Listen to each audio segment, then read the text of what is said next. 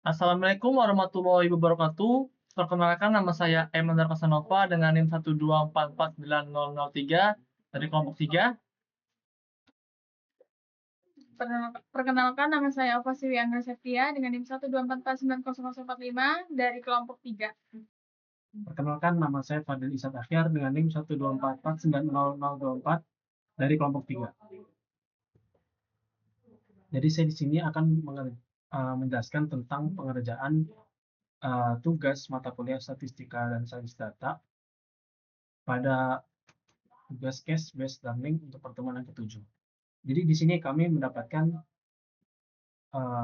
kasus yang ketiga, yaitu tentang lingkungan perbandingan turbidity dua waduk, di mana pada kasus ini terdapat dua waduk, yaitu waduk X dan waduk Y, yang nanti akan diuji untuk kandungan kekeruhannya atau NTU. Kemudian sampel independen itu diambil dari tiap waduk, dan apakah rata-rata turbidity berbeda, apakah terdapat perbedaan tingkat kekeruhan NTU antara waduk X dan waduk Y. Jadi sini kita terdapat dua waduk X dan waduk Y, di mana nilai turbidity-nya adalah untuk waduk X itu ada 12, 15, 14, 13, 16, 11, 14, 15, 13, 12. Kemudian untuk waduk Y, turbidity-nya 9, 10, 8, 12, 11, 7, 10, 9, 8, dan 11. Jadi uji hipotesis yang sesuai dengan kasus, yaitu karena datanya berasal dari dua kelompok yang berbeda, yaitu waduk X dan waduk Y, yang diambil secara independen, maka uji yang digunakan adalah dengan independent simple t-test. Yang mana hipotesisnya untuk H0 tidak ada perbedaan rata-rata tingkat kekeruhan NTU antara waduk X dan waduk Y. Kemudian yang untuk H1-nya adalah hipotesis alternatif, yaitu adanya perbedaan rata-rata tingkat kekeruhan NTU antara waduk X dan waduk Y. Yang mana nanti taraf signifikansinya adalah digunakan alfa sama dengan 0,05. Kasus ini menggunakan uji independent sample test, uji T2 sampel independen, karena data yang dianalisis terdiri atas dua kelompok yang berbeda, yang tidak saling berhubungan, yaitu waduk X dan waduk Y. Nah, tujuan utama pengujian ini adalah untuk mengetahui apakah terdapat perbedaan rata-rata tingkat kekeruhan air antara kedua waduk tersebut. Dengan kata lain, kita ingin membandingkan apakah kondisi kekeruhan pada waduk X dan secara statistik lebih tinggi, lebih rendah, atau sama dengan si waduk Y. Nah, kemudian uji ini kita pilih karena didasarkan pada karakteristik data yang sesuai dengan syarat uji T2 sampel independen. Pertama, terdapat dua kelompok data yang terpisah, dan setiap kelompoknya itu memiliki jumlah data yang sama, atau jumlah sampel yang sama, yaitu masing-masing memiliki 10 sampel. Nah, yang kedua, variabel yang diuji itu atau tingkat kekeruhan airnya itu, atau turbidity atau NTU-nya, merupakan data numerik kontinu yang dapat dihitung nilai rata-ratanya. Nah, yang ketiga, setiap kelompok sampel independen, artinya data dari waduk X tidak memengaruhi atau berkaitan dengan data dari waduk Y. Untuk langkah-langkah pengerjaannya akan dilanjutkan oleh teman saya, yaitu Andra Casanova. Baik, saya Emmanuel Casanova akan melanjutkan menganalisis menggunakan software SPSS. Oke, di sini kita akan mengcopy data ini. Oke. Nah, lalu kita akan ke SPSS di variable view. Di sini kita akan membuat dulu. Di sini adalah turbidity. Enter. Di sini adalah waduk. Enter. Di sini dia menggunakan tipe numerik, sedangkan waduk adalah tipe string atau huruf ya. Baik, di sini kita akan labelin tingkat kekeruhan dan label jenis waduk. Untuk value tidak perlu. Lalu kita bisa masuk ke data view. Oke.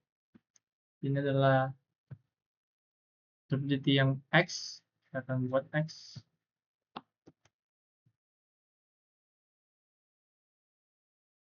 Ctrl C.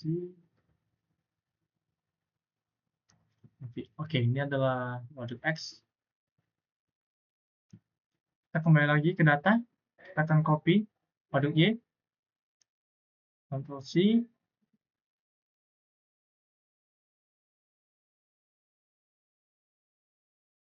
Oke, di sini akan kita ketikkan Y, waduk jenis Y. Lalu kita bisa blok. Ctrl C dan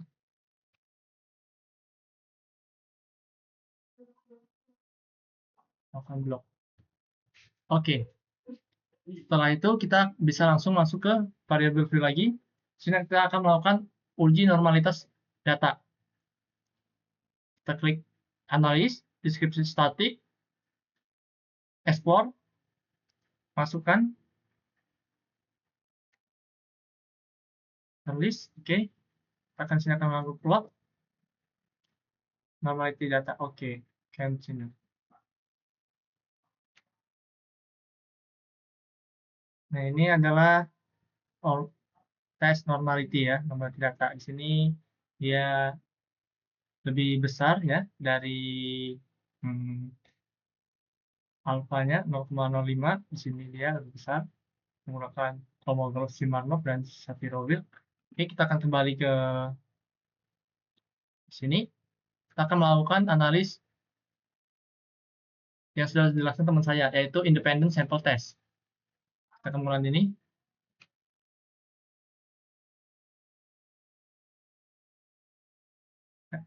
Grup 1 adalah X dan grup 2 adalah Y. Di sini kita butuh yang namanya bootstrap ya. Itu sampelnya. Saya menggunakan 100. Klik continue, klik OK. Oke, ini adalah data yang akan digunakan adalah ini. Oke. Yang akan dijelaskan kesimpulan oleh teman saya, yaitu Alpha. Baik, pada bagian ini saya akan menjelaskan uji hipotesis yang digunakan dalam penelitian perbandingan tingkat kekeruhan antara waduk YE dan waduk X. Pertama, uji yang digunakan adalah independent sample test. Ini karena data yang kita miliki berasal dari dua kelompok sampel yang berbeda dan tidak saling berhubungan, yaitu waduk X dan waduk Y. Setiap waduk memiliki 10 sampel kekeruhan yang diambil secara independen. Selanjutnya, kita bisa melihat hasil hipotesis sebagai berikut. Hipotesis 0 atau HO menyatakan bahwa tidak terdapat perbedaan rata-rata tingkat kekeruhan antara waduk X dan waduk Y. Sedangkan hipotesis alternatif atau H1 menyatakan bahwa terdapat perbedaan antara tingkat kekeruhan antara waduk X dan waduk Y. Dasar pengambilan keputusannya adalah dengan melihat nilai SIG 2 Taillet dari hasil uji. Jika nilai SG lebih kecil dari 0,5, maka H ditolak dan H1 diterima. Sebaliknya, jika SG lebih besar atau sama dengan 0,5, maka HO diterima. Berdasarkan hasil analisis pada tabel bootstrap for independent sample test, diperoleh nilai SIG sebesar 0,010 lebih kecil dari 0,05, maka HO ditolak dan H1 diterima. Dari hasil tersebut dapat kita simpulkan bahwa HO ditolak dan H1 diterima. Artinya, terdapat perbedaan yang signifikan antara tingkat kekeruhan waduk X dan waduk Y. Jika dilihat dari nilai rata-ratanya, waduk X memiliki nilai kekeruhan 13,5 NTU, sedangkan waduk Y memiliki hanya 9,5 NTU. Dengan demikian, dapat dikatakan bahwa waduk X lebih memiliki tingkat kekeruhan yang secara signifikan lebih tinggi daripada waduk Y.